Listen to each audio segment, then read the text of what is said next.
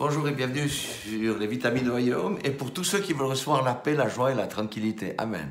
Parce que ça, le Seigneur la donne. Et quand on est en Jésus-Christ, nous avons ces trois choses. Même si les circonstances sont difficiles, même si nous traversons les épreuves, nous avons ces trois choses-là. Soyez tous bénis dans le nom de Jésus. Nous sommes sur la série « Le bonheur selon Dieu » qui est différent du bonheur qui est cherché par les hommes. Amen. Le Seigneur nous a mandatés pour aller faire des disciples, pour aller proclamer de bonnes nouvelles aux malheureux, pour guérir ceux qui ont le cœur brisé, les malades, pour proclamer la liberté aux captifs et pour délivrer les prisonniers. Le Seigneur nous dit, ton identité, ce n'est pas juste un homme, une femme.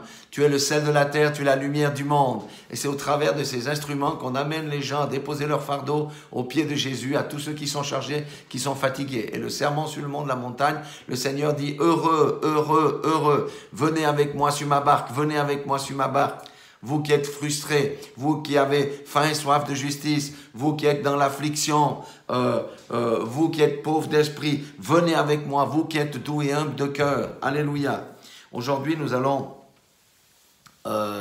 prendre des versets que souvent on ne prêche pas parce qu'on ne veut pas prêcher sur les choses qui sont désagréables. Amen. C'est le verset 10. Le Seigneur dit, heureux ceux qui sont persécutés pour la justice, car le royaume des cieux est à eux. Amen. Il y aura des persécutions. Celui qui cherche la vraie justice, la justice de Dieu, il y aura des persécutions. Le Seigneur dit, heureux sois-tu, car le royaume des cieux est à toi. Amen. Souffrir pour Christ, il y a aussi la souffrance, avec la bénédiction, avec le salut, avec toutes ces choses-là, il y a aussi la persécution. C'est une réalité que le monde chrétien d'aujourd'hui ne veut pas entendre parler, parce qu'il fait l'autruche, c'est pour ça qu'il n'y a pas de puissance. Parce qu'on ne croit plus à la parole de Dieu. On a un évangile tellement sucré, saupoudré, qu'on a perdu l'essentiel du message. Le verset 11, écoutez, « Heureux serez-vous lorsqu'on vous outragera et qu'on vous persécutera et qu'on dira faussement de vous toutes sortes de mal à cause de moi. » Nous voyons maintenant en Occident, ça commence à venir, cette persécution morale, on va dire, envers les chrétiens. Au Canada, même, on brûle les églises, mais le gouvernement s'en fiche, c'est pas tellement sa tasse de thé. Après tout, c'est leur réunion qui participe à la propagation du Covid et toutes ces choses-là. Hein? Voyez ce que dit Dieu. Le Seigneur Dieu, il dit, verset 12 de Matthieu 5, « Réjouissez-vous et soyez dans l'allégresse, parce que votre récompense sera grande dans les cieux. » Alléluia. Alléluia, car c'est ainsi qu'on a persécuté les prophètes qui ont été avant vous. Mais vous savez, quand on est dans la persécution, le Seigneur nous fortifie. C'est pas comme si on n'a rien à quoi se raccrocher. Non. Si on vous jette dans l'océan, nous avons la bouée. Cette bouée s'appelle la parole de Dieu. Cette bouée, c'est une personne, c'est Jésus-Christ lui-même. Et le Seigneur nous a laissé son Saint-Esprit pour nous dire ce qu'on a à répondre.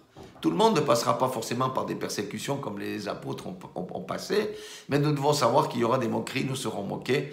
Mais le Seigneur va nous donner l'assurance de répondre à tous ceux qui nous outragent, tous ceux qui se moquent de nous. Et vous savez, le piège du diable, c'est que l'on réponde de manière violente et méchante. Absolument pas.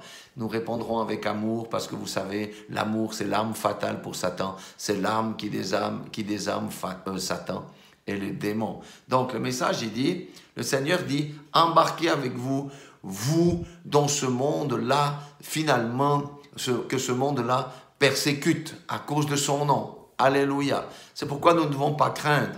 En Suisse, on est dans le pays du compromis. Chut, faut pas trop dire trop fort qu'on est chrétien.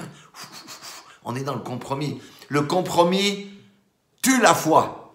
Le compromis anesthésie le chrétien parce qu'il ne prend plus position de peur de déranger.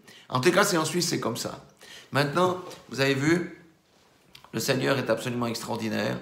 Le Seigneur nous a donné une mission à nous d'entrer dans cette mission. Et ces messages-là sont pour que nous entrions aujourd'hui dans cette mission-là et que nous cessions de poursuivre cette prospérité, toutes ces choses que le monde offre. On doit sortir de là et entrer au service du Seigneur.